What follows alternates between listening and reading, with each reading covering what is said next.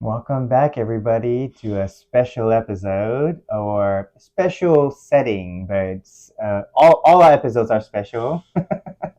We're actually on more at a home location, doing the show a little bit more of a different setup, right? We don't have the full studio today. However, it is really important for us to have that consistency to be speaking to our community about medicine, and we can only stop. I mean, we can never stop talking about medicine. So that's why, like, it's really important for us to have this consistency. But we're really excited to kind of change it up for today, for this week's episode. Yes, thank you, Charlie. We are your co-hosts today. Do you want to introduce yourself? Yes, I'm Dr. Charlie Tran, and this is Blossom. And we're back with another video, live and direct, coming to you guys. Charlie, what's on your mind and heart today? uh, wanted to share how awesome actually our first Sacred Bites series was. We really wanted to bring the food is medicine into a way that we both appreciated the cooking experience with the community, with eating with community, and kind of really having this deeper connection as we're developing this show to have much more of a local community that we're cultivating in the show. Mm. And it was amazing food. Oh, the Our food is chef good. Blossom here from Paris. Oui, oui. Yes, we had some Merci. focaccia bread. Mm-hmm. I learned how to make bread. I mean, watching that yeast grow to some crazy, Mm-hmm. like, I mean, it was so tall. It was so Yeah, its interesting to own see. world. So jello-y. Yeah, jiggly. And then yeah, having focaccia bread, but like I have done bread a few times, and I was looking at from the recipe, and obviously it's failed so many times. I was eating hard bread at one point. I was like, oh, this is so hard. Like I'm French, and I'm like, how am I not being able to make French bread? So what That's was funny. really beautiful is that you showed me so many tips and tricks on how Mm. to really take a recipe and really turning into an actual really well made food, right? Wow. Yeah, it reminds me of I was kind of saying this, the story of the half blood prince in Harry Potter, You told me this, where yes. right in Harry Potter, the half blood prince is about a student who had a potions book, but in the recipe of the potions, he left all of these important notes, tips, and tricks on how to prep the food, right? And so like I've read so many recipes on like this is what you do with yeast and water and sugars, and I've done it, but I never really made it sit there for like almost like 30 minutes to let the yeast rise. Right. And understanding how the yeast is put into the bread to get that really fluffiness of the bread. I wasn't even kneading the bread that long, but like we had a bread Mixer. bread Well, it's a mixer. KitchenAid with a dough hook attachment. Yeah, and she had it going for like almost like 30 minutes, 40 minutes, which I had never kneaded my dough that long. So I didn't even realize that I needed to even do that for so long because all these recipes didn't say anything about it. Wow. Right? So I feel like this is what we talk about when we talk about ancestral medicine is even the food that was passed on to us by our ancestors was considered a technology, right? Technology. Technology, yeah. And so, for me, like I could read a recipe, but I had no idea how to get that bread to look like how store-bought bread, from yeast to store bought. Exactly. Yeah. So what was really beautiful is to be able to watch you in your process, recording it. However, we're still learning in like how to record and film the whole thing. But that was really beautiful because towards the end, everybody showed up. We weren't ready yet, but like everybody like supported us, and we ended up singing around the food and drumming and dancing. And that to me was the medicine, right? Is when we're in community making food together. And half of us were not making food, but we were just sitting there with drums, getting any kind of kitchen instruments, right? A grater and a grater, fork, the top of a lid and a spoon. It was amazing. Yeah. I'd never had that much fun in the kitchen ever with my friends, my family, my loved ones, and some incredible musicians. My mother came that was really special. I didn't think she'd come, but she made it. And we had your amazing sugarcane juice. Yeah. That was so cool. It was one of the best cooking experiences of my life. I've cooked with the best. No, I can't say I've ever met like a worse or a bad chef. They don't really exist. People want to eat good food, believe it or not. Yeah. Like Houston, we definitely know about good food. Like we good don't food. mess around, Yeah. not at all. So I've worked with some incredible chefs, and they've taught me a lot about culture, religion, like the prayerfulness, how you prepare the halal, the kosherness of it. If an animal is slaughtered or killed in fear or love, the tenderness, the softness, the textures, the color, things spoiling, mold growing, mushrooms, like the cooking food experience has been vast for me. But this was one of the most church filled, spiritual filled, and fulfilling moments in my life because, for example, just like pointing out things you guys will see in the videos, but you can't wear a dress as a chef, illegal. Pants or some kind of overalls, like that's one. I'm wearing a dress, like a dress I'm very comfortable in. Um, Hairnets, like of course, love, but a little elbow grease didn't hurt nobody. Yeah. And the food tastes better. Yeah. But also just Gloves. Gloves. We washed our hands. But it's medicine from our hands. Exactly, not from our plastic covered hands. You know, and but that's why the bread tastes so good. We blessed the oil, and our hands felt and touched every part of the dough, like rising from the moment the dough was created until it went into the oven. I say that to say our own baker's germ that went into the bread, the intention, it all made it so amazing. Like I can do so much. I'm a pretty decent cook, if I do say so myself, but everyone's magic and love and hands on this just made this like a project of a lifetime in a day. I couldn't believe my worlds of the place that we did it at was at Radiant Vita Spa in the Heights in Houston, and it's a space where almost for the last year my birth co-partner and myself, Alicia, have been holding space in womb circles, full and new moon circles for women. We meditate, we breathe, we drink tea, we reflect, we share zodiac cosmology, we heal together, and it's really beautiful. So in this space I was cooking, and then brought in so many incredible space holders, brothers, sisters, and it was just such a good feeling. It was the icing on the cake. Like, yes, there's dessert, there's an appetizer, an entree, but I was just feeling so complete, seeing everyone and then eat and enjoy. And then we danced. So, yeah, exactly. I just have one question for you. What was your favorite like part of the night, or your favorite moment if you have one?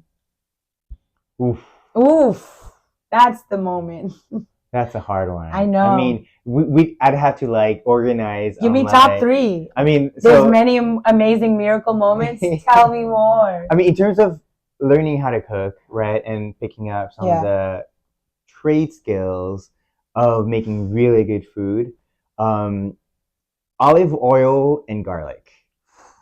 How simple those 2 ingredients are, but the amount of amazing food that came out of it, because you have this garlic infused oil that we used all the time, and then we made some like garlic mash that was like amazing in everything we made. The focaccia was amazing because of all the details that was put together to kind of get to that final like bread dough, right?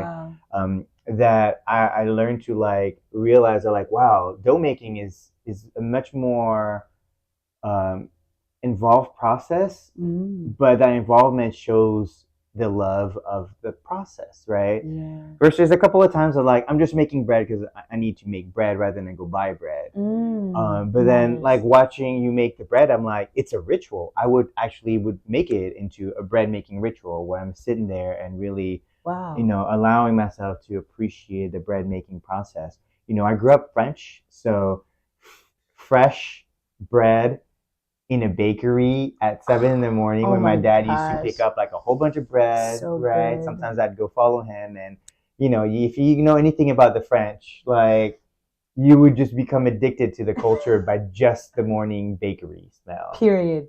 Wafting down the streets, croissant, croissant, pain au chocolat.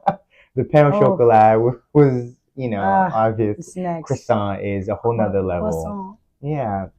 Uh, and then the second one was the I really enjoy bringing the whole sugar cane, or I'm trying to recoin sweet bamboo. Oh, I like that. Yeah. Sweet bamboo. So, bringing sweet bamboo to people, and I could easily have juiced it, bottled it, and brought the bottles to the space. But watching people hold the stick, put the steak in the juicer, and making fresh juice at the moment for everybody to enjoy is part of the cooking experience, right? Because they were able to see a raw cane turn into juice, and for everybody to appreciate, where oftentimes we're already given the juice, We're right? given the juice at the store. Exactly. It's no longer interesting, or it takes it out. It's just like juice only is bottled. Exactly. Not true. It And comes. a lot of times people were saying like, this is just juice by itself. And yeah, like that's how good the juice is by itself. Because a lot of times now we're getting so much crap in our juices. I mean, let's be real. Like half the time I read the list of ingredients, you're like, where's the juice? Yo, I stopped reading it and just started making it. Sea moss, Yeah, you feel exactly. me? Like, exactly. So it's. I mean, she definitely is a sea moss queen over here. I tried her sea moss. Amazing. Thanks. So that was like to me being able to share the sweet bamboo experience, where many of us who experiences were much younger, so there was a huge nostalgic effect, right? Where Blossom's mom Joan was like, "You brought me back," right? And she had it the day before, and then she had it again the next day. and so like she definitely had like a sugarcane moment both days. And other people who hadn't had it were experiencing. I think there was an Indian guy. Yeah. His name, I forget his name. F-Y. Yeah, and he also said like, "Wow, like I hadn't had any of this since I was a young kid, from India." And so it was beautiful. Oh, also Cameron had it too. He's like, "Wow, this brings me back to the Caribbeans, right?" Where it was like, it feels like we're in the Caribbean, where we're making food together, we're having fresh food made, and we're all hanging out together, eating, dancing, and having a grand old time. And to him, it was like that felt so soul filling, because that's what we used to do. I think that's what soul food is, right? It's cooking in the kitchen. Cooking in the kitchen like with everybody. Dancing in the kitchen, having fun, and just being there with each other. And we were supposed to be done at 3:00, but we didn't get done till like 4:30. No, we were supposed to be done at 5. We started at 3. Yeah, and so we really didn't get to the food till later. But what was great is like people were really just connecting right away, right? So our third piece was this connection where you know how people say you never know what's going to happen until people show up, and then you kind of let it flow and it becomes its own thing. Yeah. And that's what was really nice is I expected for people to want to come to eat, but what happened after that was beautiful. Like people started having fun, dancing, and it was nice that we didn't have to host everybody because we were still making some of the food. Oh yeah. So people were actually hosting each other. Meeting each other, pulling tarot cards. Our friend Rachel is walking around with my bowl, gonging everybody, and so we recognize that like when you have awesome space holders coming together, it's almost like everybody knows psychically how to like host the space. Yeah, and add to it and make it grow. Exactly. And then the food only could taste better because of that. Exactly. So yeah, because all the kitchens I've worked in, 2 things. They're very serious. You can't play. Like when I would try to do my tapping with pen for recipe writing down or just like chopping and be like, cut it out. Like we're here to work. But I was like, this is music. And the second thing is that it was just amazing to see so many parts of like my expression and communities come together so seamlessly because everyone wanted to be there. And sure, the food might have brought us all together, but it was beautiful to see everyone wanted to be there. Yeah, that was really beautiful to see. And what would be your last third piece? The 2 things that were like big for you. Those weren't even my favorite parts. Those are just parts. Okay, fine, but they're all my favorite. Oh, I want to say this. The reason this recipe, you'll like this one, and if you're watching, love you. But the recipe came to be when there was going to be this big party that my job was hosting the food catering, the food for at the Houston Museum of Natural Science, the dinosaur one. It was like an Italian night, like a maybe even, yeah, Italian night, and with these amazing dinosaurs. So a recipe comes to my attention and desk of making a focaccia. I'm like, cool. I've always wanted to make focaccia. I was R&Ding it in the summer, but I'm like, this is going to be big time. And long story short, they just wanted focaccia, oil, olive oil, and sea salt, and I think rosemary. And I was like, how basic, how boring, how we're gonna get all the way to focaccia and do nothing else with it. Respect to you, rosemary and olive oil, and garlic. But I was like, there's got to be more. So what I did, I was like, I love onions, but I want the more raw onion on bread. It just kind of gets it crunchy, soft, and gummy. So I was like, saute the onions and caramelize them.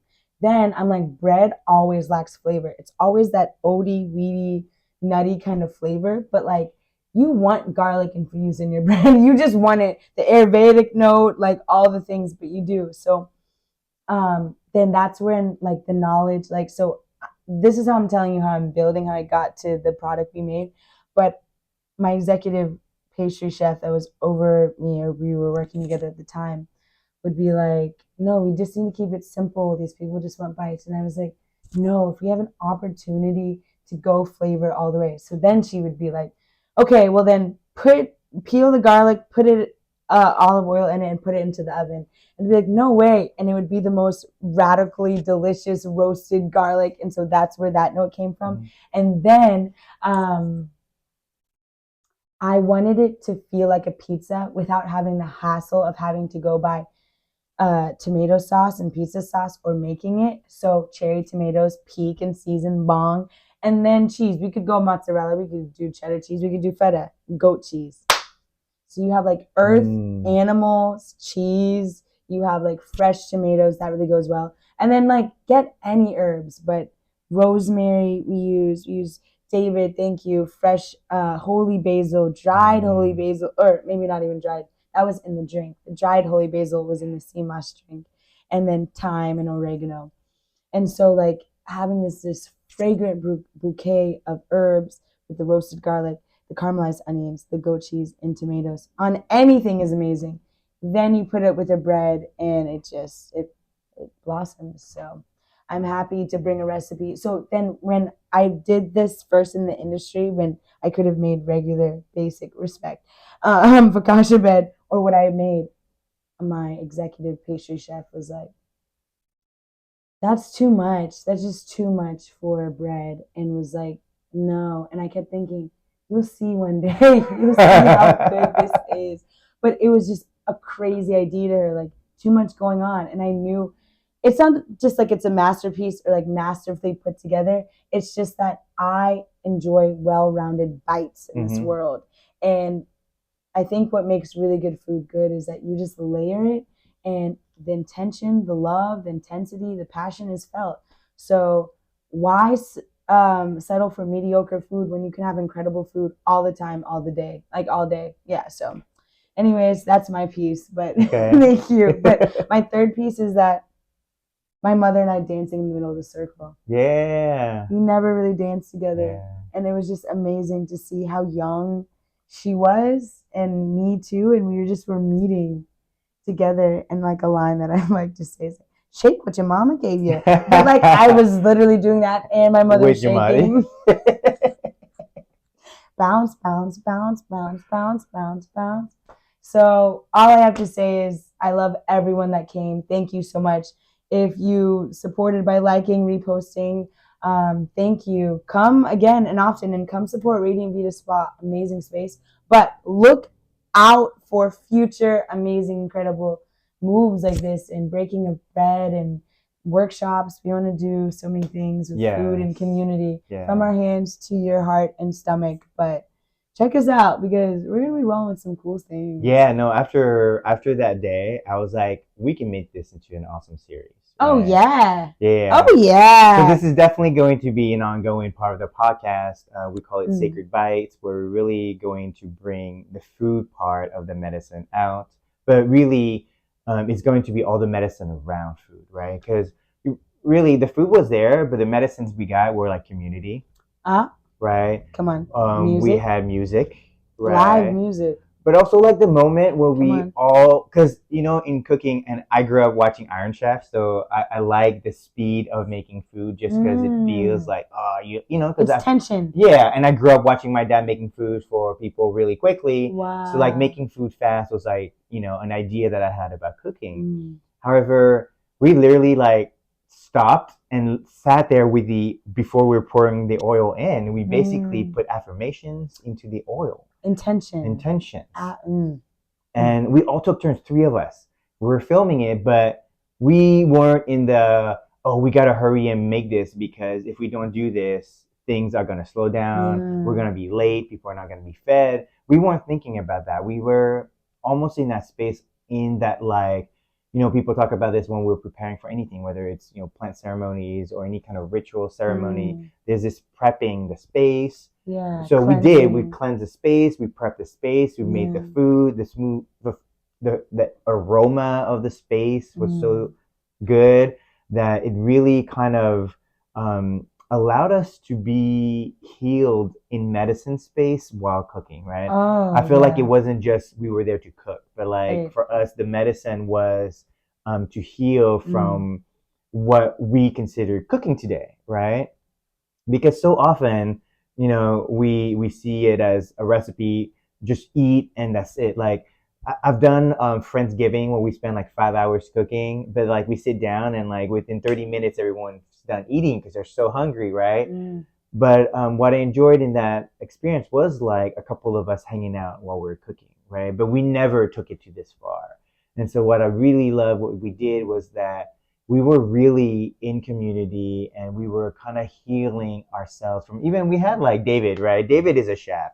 So he gets that tension and that pressure. And to be able to watch him also enjoy playing music. Mm. He was the one who first brought out the grater and he started just like Widow. yeah, right? And Come then on. Mish was there playing the music, and so a couple of times we had to prep food, so we like left the kitchen, did some stuff, so they were just kind of like holding space and just playing music, Yeah. and that was really So beautiful because beautiful. it didn't feel like again we're like, what are you guys doing over there? Like you should be in the kitchen cooking, and there was none Yeah. of that. Mm. It didn't Yeah. feel like we were No, it wasn't a only in the chore or kitchen. duty. It It didn't was feel like a love. chore. Yeah. It was Exactly, magical. exactly. Yeah. Yeah, it was a miracle to see it all to come together. As soon as I was introduced to this space, I had a feeling, an inclining that this day would come to be. I didn't know how long it would take, when it would take, who would be there, but I felt it and it was just so incredible and like moving in my body and heart to see how everyone just knew exactly who they were and how to be and what to do,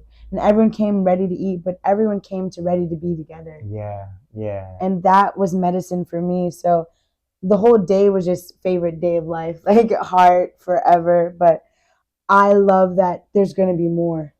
I have so many amazing dishes I want to share and so many bread recipes. And yeah, I Yeah. mean, like, I want more people to see how fun and delicious food can be. I feel like there's a lot of food trauma out in the world, food Yeah, addictions, yeah. food insecurities, bulimia, overeating, just all Bad the things. ingredients. Ah, Bad chemicals. ingredients, chemicals. Not ingredients, chemicals. That's Right. not food. So ingredients Genetically, that weren't really developed out of love, but it was more like out of sake of quantity. yes, yes. And that's not love because it's regression. Industrialization of That's that not food. food. And Yeah. just from corn to bananas. So I say that to say I wanted all the ingredients to be organic. I wanted to be full of love, full of soul, and full of the dance that I feel in the rhythm in which I cook. That's why I went to Paris, but to grow that because I had something here in Houston. I did my circles and foods of working with incredible chefs. But when I went to Paris, it solidified like who it was that I was. And then I was able to really absorb a lot from amazing French chefs. I mean, Michelin star chefs, people running shows. People went on to work for like the Google Kitchen in Paris, Mm. headquarters. Like, yeah, so I'm getting their tips and tricks. So then coming back and integrating that in my birth work, in the mothers I support, in postpartum care, it's been amazing. I really seen food to be a prescription. So much so that you don't need other medicines and you don't have to go to the doctor because the food itself is doing what it has to do. So Exactly. I'm full. Yeah, I'm yeah. complete. And that's why I think to us, food is medicine is such an important topic today. And I think people just think of just the food part, but actually so much behind it. There's the harvesting, the growing it, Yeah. the distribution of it, the Yes. packaging of Packaging. it. And even today, like as much as we made a lot of things from scratch, there's just things that we could make from scratch, right? Even like we could have done pasta from scratch, right? Oh, of course. But we There's always didn't. layers. Yeah, Exactly. exactly. So what was really beautiful is like we chose to go no, like the bread was the part where we really wanted to develop that day, and it was kind of like our test bed. However, after watching that experience, we think there's so much more because now let's talk about cultural foods, right? Like when we talk Ayurveda, there's certain foods already in the culture, right? All the different naans versus different curries for different kind of medicines. Even in Chinese medicine, there's a reason why things were called sweet and sour pork, right? Because it was actually medicine for people who needed both the flavors of sweet and sour, which is earth and wood. That's where it comes from? Yeah. Sweet and sour chicken was one of my favorite dishes growing up. Yes. Wow. So, because a Kim lot of Son. times, like people are like, why are these like, why don't you make it Charlie Super Fantastic Chicken? And they're like, no, like, what kind of sickness do you have? Because you shouldn't be eating, sweet and salty. Maybe you should be eating bitter and acid or bitter and salty or bitter and sweet. Okay. Because the bitter is the balance. fire, the sweet is the earth, sour is wood, metal is pungent, right? So that's why we get that pungent flavor. And sometimes we like pungent. That's why the like what's it called? The onions flavor or the garlic flavors are considered pungent. Um, so all these kind of flavors are in the food itself. So you didn't have to think about what you needed to eat, but you were actually ordering the food that was supporting the elements that was missing within you, right? And so our food, inner acupuncture. Exactly. So the medicine was already embedded in the culture and the food we were having, right? To simplify how we were getting our medicine, right? Because we all believe still that food is medicine. So right now we're really kind of bringing that back out. But instead of just calling it food is medicine, go figure out how to eat it at home. Why don't we just cook together in community and then build community? And this whole podcast has always been all about bringing community together, right? Because what's really important to us is, if you notice, like, it wasn't like, what we like to talk about is really medicine from our hands because everybody has medicine. And actually, a lot of original medicines, native medicines, indigenous medicines, comes from actually supporting the everyday laborer, the people who were working in the fields growing this food, right? And so a lot of times in a lot of cultures, anyone who's considered dark skinned was considered those who worked in the fields, right? And so today, ironically, we love to say that like, insurance pays for the Western medicine, but people have to pay out of pocket for the medicine we provide, like traditional Chinese medicine, Ayurveda. They're paying out of pocket. It's not from the insurance. So ironically, it's those who can afford this kind of medicine get it, right? However, so you could say that like those who can afford it have more money can afford these indigenous medicine, where before these indigenous medicine were really for farmers, for people who were actually in the field working, because they're the one running out of fluids because they're working and sweating. They're the ones who are getting tired. They're the ones who's getting sick because they've worked 50, 60 hours on that farm and they're just barely eating, right? Because they're probably distributing to whoever other people. So what was even like yoga, like the movement of yoga, which is movement medicine, Tai Chi, Qigong, a lot of these practices were not the rich people doing it. It was the poor people. It was the people who were working in the farms. It was people who were working every day, building homes, building everything, because they were the ones who were getting hurt, right, constantly. So what's really interesting is now that we're really in the space of cooking, right, you kind of have to understand too of like cultural food is also medicine to all of us who come from that culture. Oh, yeah. Right. And so for us to be able to like bring that culture back into the American society. Because it's funny that like when people meet me or any other culture, they're like, "Oh, you're Vietnamese? I love your pho," because that's who I am. But that's not. And we see this often, right? We will kind of like usually food is what most people latch on to. Even Asian, like, oh, you're Japanese, I love your sushi. You're Chinese, I love your noodles. Like your orange chicken, which is not even Chinese, right? Because orange is not a flavor.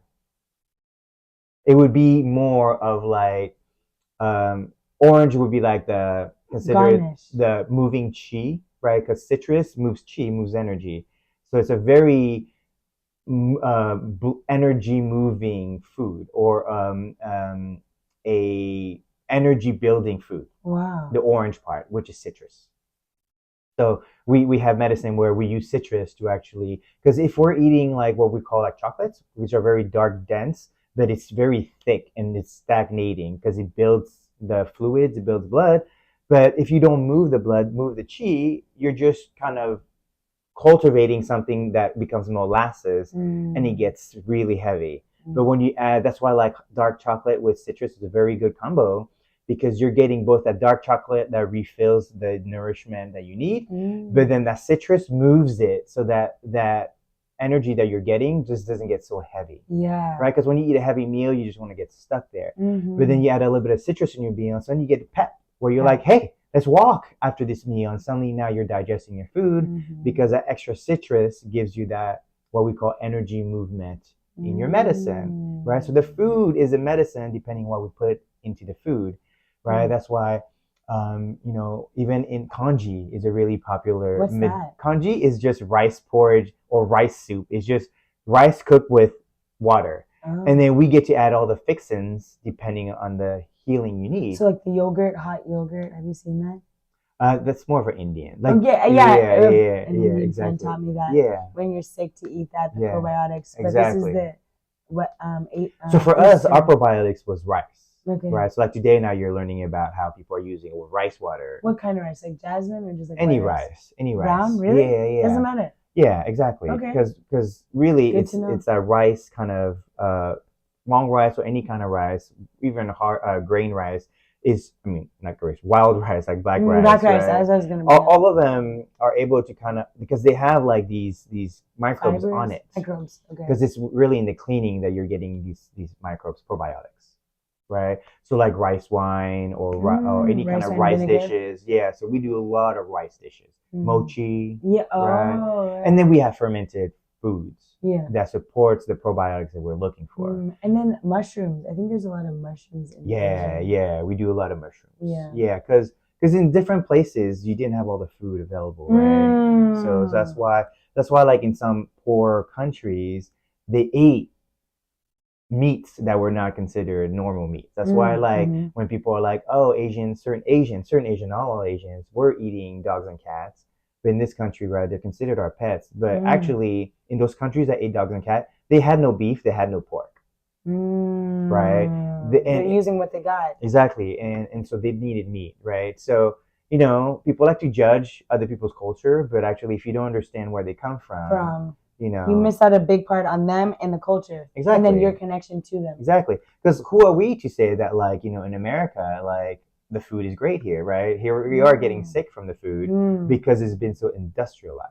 Yeah, right? But we need every culture. What is Asian culture without African culture? What is African culture without Hispanic culture? What is Hispanic culture without American culture? Like it's more diversity. I just hope people ask their ancestors who they are themselves. They go back to their roots. They are more culturally inclined and empowered, and we show up more authentically as ourselves, because I need your culture. I need to know, because I didn't have the experience like that you have with your ancestors, your grandparents and great grands and your mother and father. But when we come together, like it shares in your living, in your breathing, in your gongs, in how you harvest sugarcane, that you bought a sugarcane juicer. Like no one has a sugarcane juicer.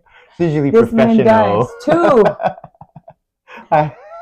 Two. You didn't bring out the other Yeah, one. I know. And So I grew up with this, right? Like I grew up in the Caribbean, and so like come my on, dad didn't Caribbean have a man. juicer, but like people had like this hand crank juicers, right? Wow, hand crank. Hand cranks. But my dad used to like cut the canes for us, and we just bite it, right? Everybody has a story My of like mother. biting that sugar cane, Ooh, walking around, getting yeah. those strong molars, and and Enjoy. enjoy, and then getting Enjoy. that refinement of the The jaws, right? jaw, What because you done so everybody much wants, work. exactly. Everybody wants that today, right? Because we're eating such like Big fatty foods. food that are not pushing your teeth to grow. It's so soft. Yeah, So it's so soft, processed. right? So processed. And so that's kind of why Uh, what I would say is beyond. So we talk about cultural. So if you go to another country, you eat their food. Not only is it cultural, but it's bioregional. yes, and thus it's stronger and better in your body because you're right then and there breathing that air, landed there, and then you're having the medicine from that exactly. Exactly. So speaking of sugarcane sweet bamboo, right? The reason why it does really well here is because it's from here. Mm-hmm. Yeah. Right. So here's kind of how actually food and the weather, right? Climate people actually works in consort together. So Houston is considered like a very wet area, right? It's considered, what is that, swamp? It's considered a swamp. It gets a lot of rain certain seasons, and then it's hot the rest of the time, right?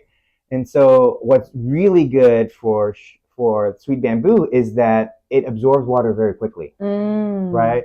So actually, I now know when my sweet bamboo is gonna blow up because it starts raining a lot. You're like, oh, it's raining season, and it gets to 4 feet height. But usually, like it'll be like 2 feet in the beginning, right before the rain season comes. By the end of the rain season, it's 4 feet, 6 feet, and that's when you know that it's been gathering water. And so, what's great about that is it keeps you from flooding your area when you have this sweet bamboo pooling water at a time when you're getting too much water, right?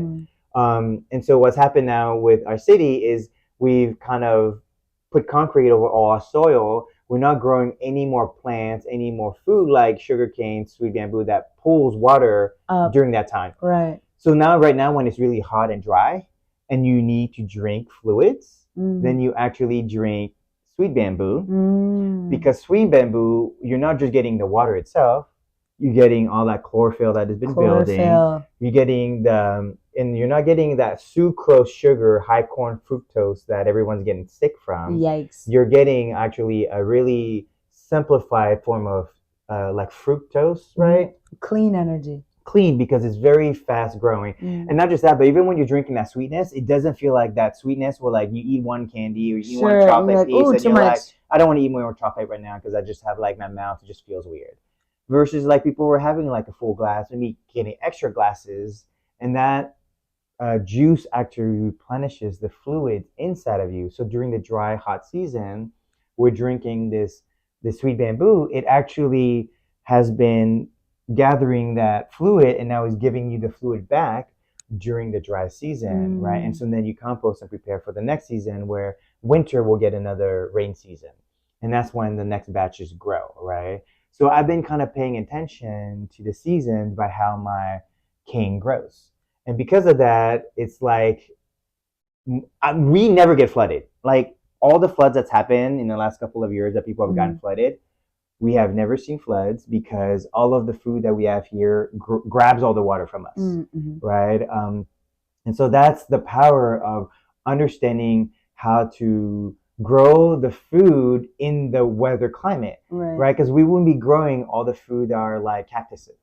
Right. Because the cactuses only make sense in the drier seasons of like Arizona. Right. So that's why when you talk about bioregional food, you're also talking about cultural food, because now you can say Texas food is different from Arizona food, right? You're not gonna get spicy food in Arizona. No. Otherwise, you're losing your fluids, and then you're quickly. Exactly.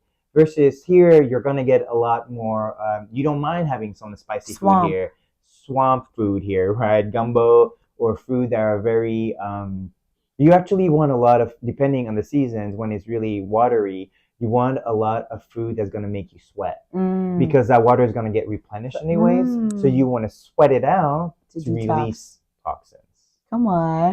And I want to add, if you have allergies, I'll say, or keep it specific to Houston, what you can do is eat and consume honey by local bees and beehives, because it's going to be the best anti-inflammatory pollen reducer, because the bees are alchemizing the pollen into their bodies and then giving you sweet honey to help regulate with balance to it. It's really funny, but the concept of the original idea of a vaccine was that you are feeding yourself a beat up version weakened version of something that could hurt you, right? So the same idea is bee pollen. Food that we eat are actually kind of buffered from the ground and the environment that we eat. So by the time we eat it, we're actually getting really the representation of the weather through the food. Ooh. Right? Because that food is only growing because of the weather you have in that area, right? And so if you're getting sick from the weather, you're not eating the food that's around your area. Exactly. And getting the weather in the body. Yeah. And that's why in the cooking show I mentioned about having 2 of the same ingredient. In this case, it was 2 different olive oils, because you want to taste Italian earth and soil and olives, and you want to taste, maybe it's Japanese, I don't know, but wherever like good ingredients are coming and being sourced from, the earth in which the vegetables, fruit, or animals are living and imbibing in their body is the literal medicine, the alchemy of it. So source your food, read the labels. It can only just serve you well long term. And then teach your children, your family, your friends. Because like this podcast is as much as it is for the healer, for ourselves, for community, but for those that just don't have access or don't know, So I just wanted to add that. Yeah. So we also have a special part of this episode we want to do. We actually want to go outdoors and get some of that outdoors medicine, right? While we're having our show. So let us kind of switch to a different space right now as we go outdoors and continue our show. Medicine from outside? Medicine from outside. Hi, we're back. So we're here outdoors and we're really enjoying the sun now, getting medicine from the sun, from the fresh air. Can we breathe? Let's breathe. Let's do breath. Everybody join us too. Take a deep breath in through the nose.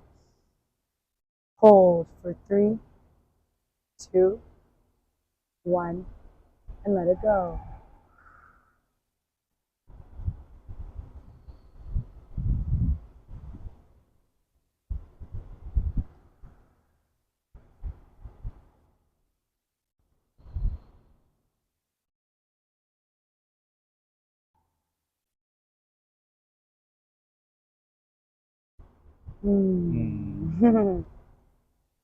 Thank you.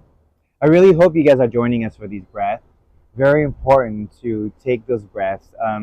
One of the greatest lessons I learned from my Zen Buddhist master, Thich Nhat Hanh, right? A lot of people know him. He's a Vietnamese Zen Buddhist who spoke French, English, and Vietnamese. And one of the things that I love is when we were in France, right? He had a retreat center out there, and we went out there. And I remember he taught us how to do breath work using bells. So he basically created a classical conditioning process where anytime you hear a bell, whether it's your phone, whether you hear someone hit a chime, or any kind of sound for a bell, you actually stop what you're doing and you just take 3 breaths, right? Wow. So I love it when like the phone would ring and everybody was stopping their tracks. Like literally, there'd be like 100 people walking around, and then the phone rings, and everybody stops, takes a breath, 3 breaths, and then people just start walking.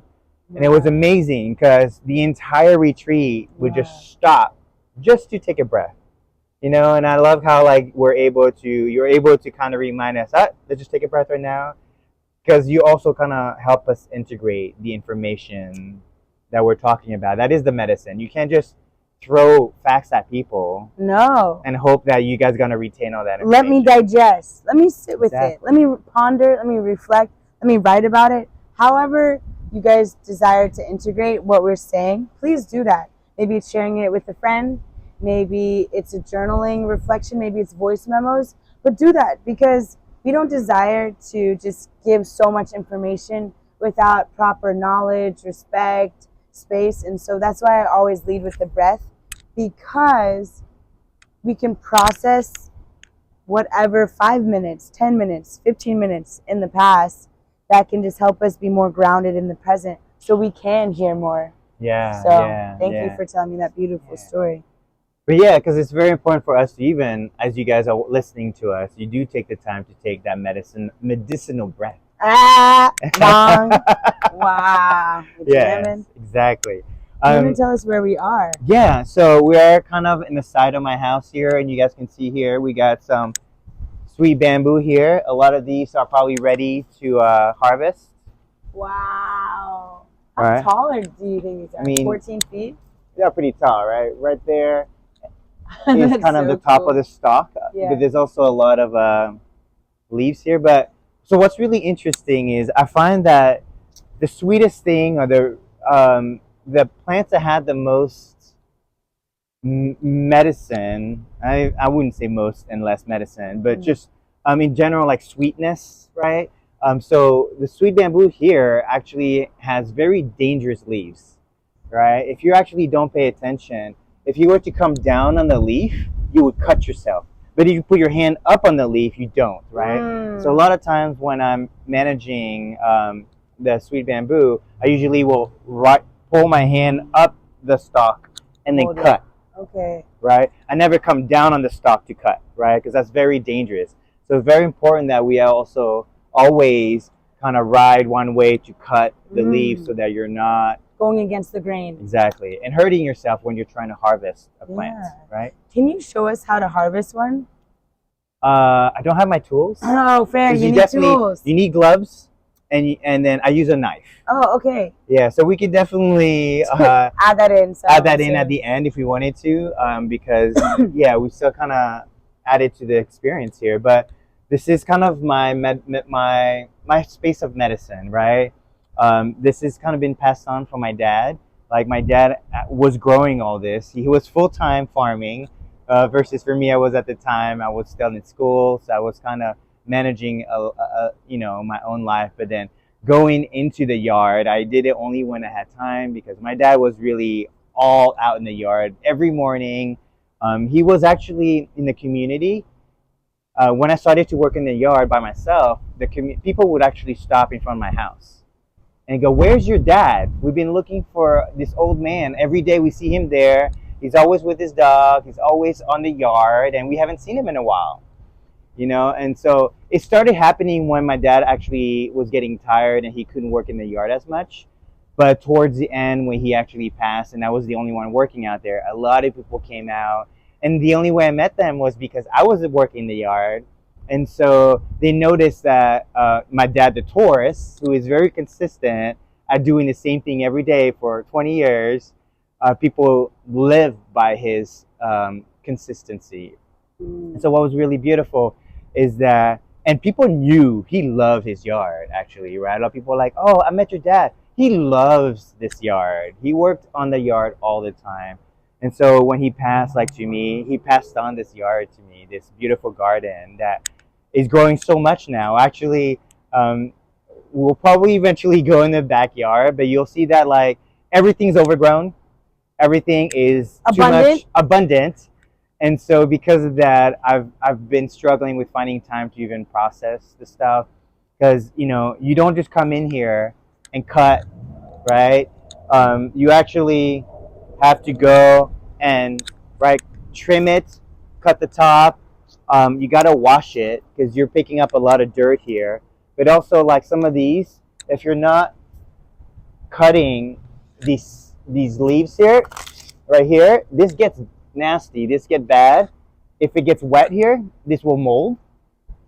So if you notice here, most of these stalks are open here, versus if you look at some of the other stalks here, it's much harder. This is not necessarily the best space to show all the different stalks of sugarcane, but as we kind of show more experiences in there, you'll see there's a lot more to kind of share. But this was the medicine for my dad, and actually our medicine together is how I healed with him.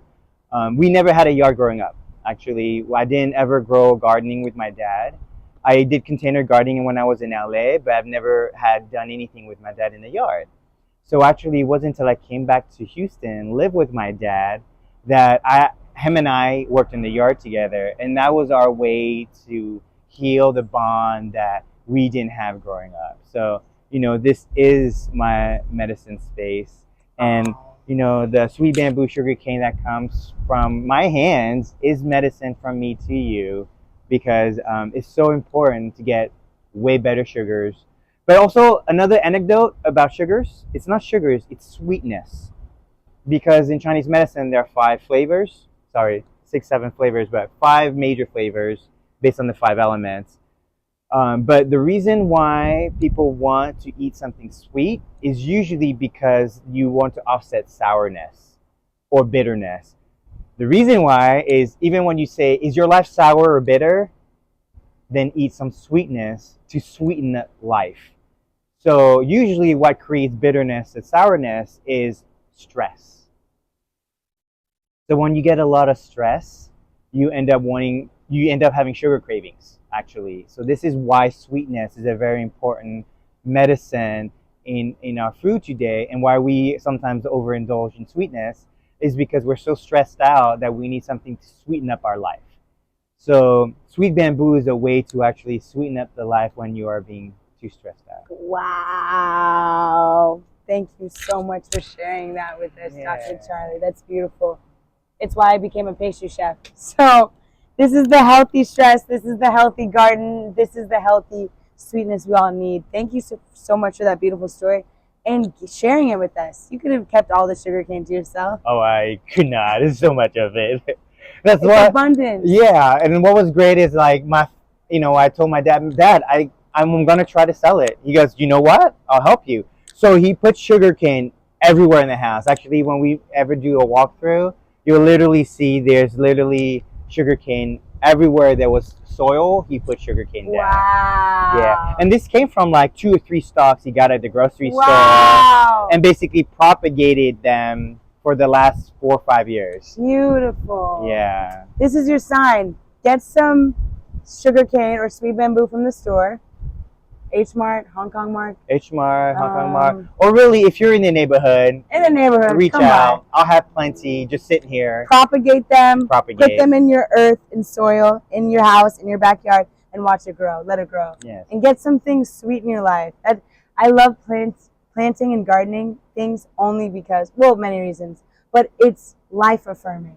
Yes, yes. Because you're alive. You see the abundance grow. Yeah. Right? Compared to if you have never grown anything, you do wonder if there is an abundance of food. But actually, when you grow food, I literally have too much now that I have to sell. And you see, well, what I like to say is how plants grow in silence. You have to add nothing else for plants to grow.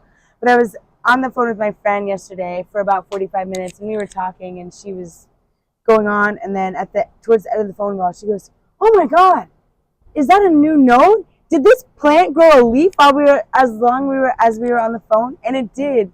And what it taught me and showed me, more than being like amazed that a plant grew a leaf in this short time, is that that's how quickly and slow life is happening and unfolding.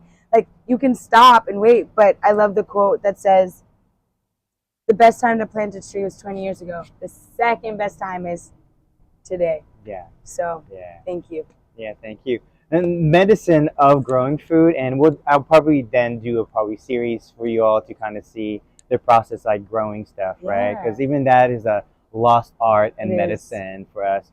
But you also know that a lot of times people don't realize this, but if you put your DNA like spit into the ground, the plant itself will pick up your DNA genetics and see what you're missing, and will get the plant to pick up the extra material in the earth to support you through the plant. So that's why putting the right nutrients into your soil, like manure, because that is my genetics, that is our genetics. But also when you eat a seed and you spit out the seed, and the what's it called? The saliva that you have is storing DNA, and so the plant will grow in with your DNA to support and to actually adjust a plant for you. So that's why bioregional and spitting on plants, or maybe soil, not plants. Let's not be mean now. but it'll still pick it up. But really spitting on the soil and giving the soil your DNA actually creates a bioregional cultural connection with you and the food that you grow, which is the medicine that we all take today. Well said. Yeah. Wow. Thank you so much. Yeah, Can thank I give you you. a hug?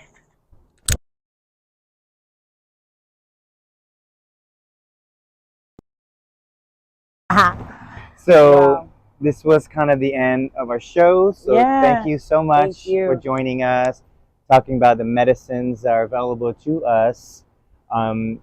Yeah, do you have any kind of questions that are not going to take too long to answer? It's not a question, it's a comment. I grew up with my mother. My mother's from Grenada. My entire family's from Grenada. But a delicacy and something that I just remember on any given day that she was alive and well and wanted to add some sweetness is her shaving back some sugar cane and saying, chew on this. And it's just, the sugar cane is such a nostalgic moment for me. If you're an adult and you've never had it, I'm sure there's still a nostalgia surrounding it because it's ancient. It's been here. And the technology of it, it makes my heart so happy. So thanks for sharing. Yeah, thank you. Yeah, of course. And thank you everyone for joining us on this beautiful episode again of Medicine from Our Hands. So until next time.